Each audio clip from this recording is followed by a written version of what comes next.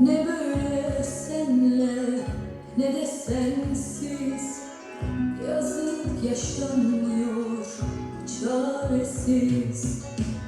Ne bir arada ne de ayrı olmak imkansız, hiç sebepsiz.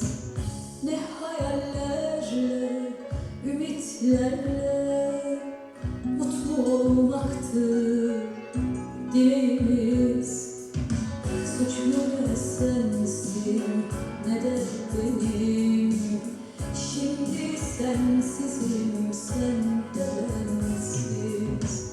Bir an gelip de küllerince yüreklerimiz dinleyince,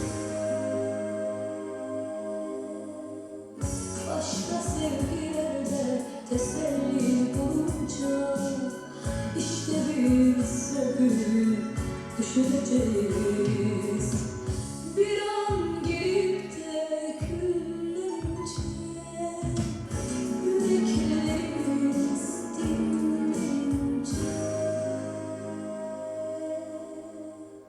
başka sevgilerde teselli bulunca, İşte biz o gün düşüneceğiz. Etrafımızı sarıverecek bir boşluk asla bitmeyecek. Her şey bir anda anlamsız gelecek. İşte biz o gün tükeneceğiz. İşte biz o gün tükeneceğiz.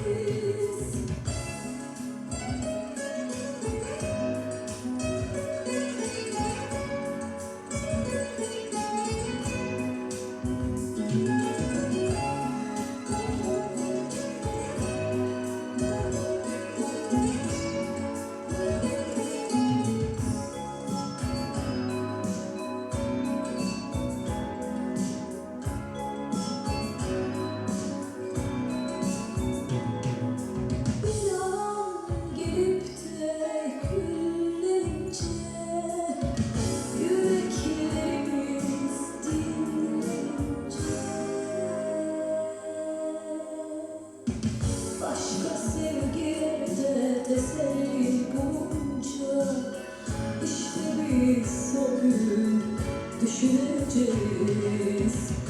Etrafımız